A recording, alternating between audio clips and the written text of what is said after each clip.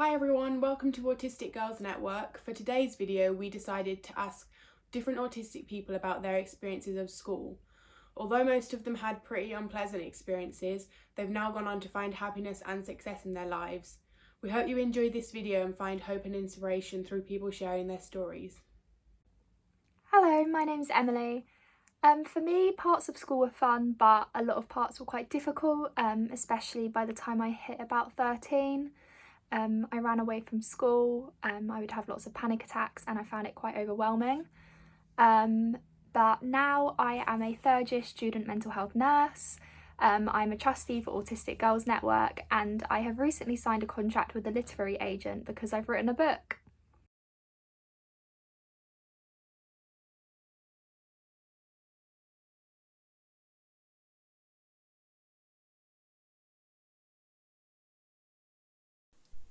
School was always a very unpleasant place for me, and I struggled a lot. After school, I became a graphic designer, but soon realized that client contact, sudden changes, socializing, and sensory issues were quite problematic for me. I knew I couldn't stay in this job, so I decided to find something new and to find something more fitting for my needs. And I ended up being an administrative apprentice at police headquarters, and I absolutely love it. Hi, I'm Beth, I'm 16 and I got diagnosed when I was 14. So yeah, I didn't really understand why I found things so difficult going through school because I didn't know for most of it. It was actually the school that picked it up because I really struggled maintaining eye contact with like teachers if they asked me questions. I really struggled to speak out loud. And then in certain classes, I'd be way too overconfident. Like, it really was hyper or hyper. Like, it was one way or another, depending on how comfortable I was in that classroom. And even the type of classroom I'm in, like in my school, the science department is a lot nicer to me than the ICT department, because to me the ICT department is too closed over. There's too many noises. I can hear buzzing off like the ceiling, and I can't focus. There's too many distractions. I zone out, and it's really difficult for me.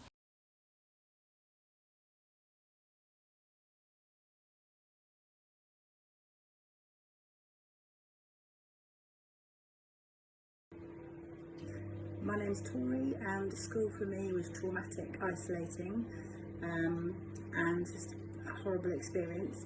And now, after lots and lots of different careers, I am now founder of a local community hub for autistic and neurodivergent people, and I'm due to open my first school with my husband for children and young people who cannot cope in mainstream education. Hi, I'm Jenny, I'm 37. So the academic side of school was fine for me, but the social side, and the only way I can think to describe it would have been as if every single day I was thrust on stage in the middle of a play where everyone else knew the lines, everyone else knew exactly what they were doing, and I just had never seen a script before, had no idea what was going on, and just had to do my best to watch everyone else and try and figure out what on earth I was supposed to be doing.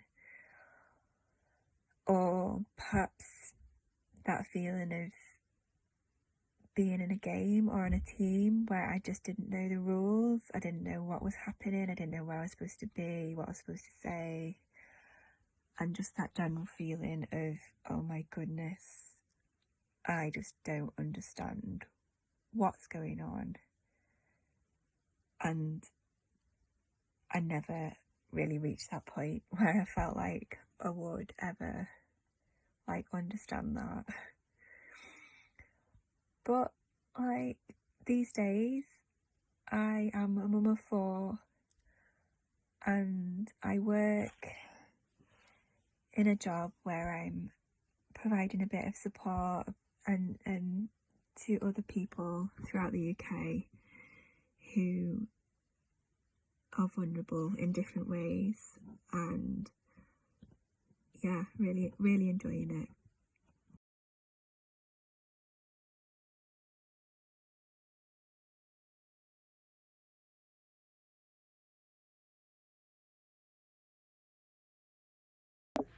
Hello, my name's Abby. When I was at school, it was incredibly tough for me. I wasn't diagnosed at that point, so all my brain was doing was poking out ways that I was different to everyone else, and I used to get really upset about it. But now I am taking my medical finals exam next week, and I will hopefully, if I pass, be a doctor in the UK in August 2022. And that's because I got my diagnosis and learned to love my differences and quirks. My name's Jackie. I went to a fairly academic girls' school in the 1960s and 70s, which was great because I loved the work. But the other girls didn't really know I was in the class, and I didn't really interact with any of them ever. As an adult, I've become a senior manager in a homelessness charity, so I do all the back office stuff like brokering partnerships and income generation, designing and creating projects. Homeless people, it turns out, they liked the fact that I was blunt and direct and told it like it was, not pussyfooting around like most professionals they met. Perfect.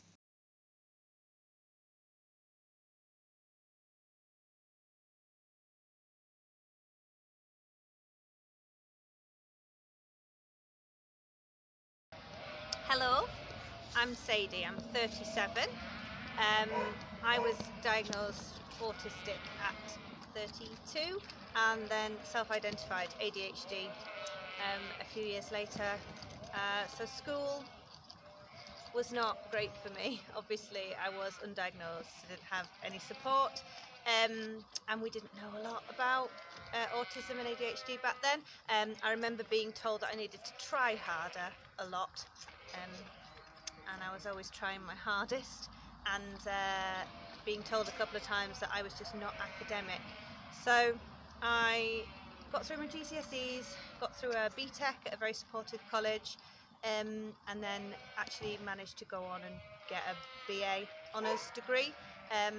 When I was 23 I started that, so a little bit older, but being allowed to study what I wanted to study at my pace really helped, and I discovered that I had an aptitude for critical thinking, and got really good marks. So yeah, then my life took a bit of a different turn from academia, and now I work as a shepherd. So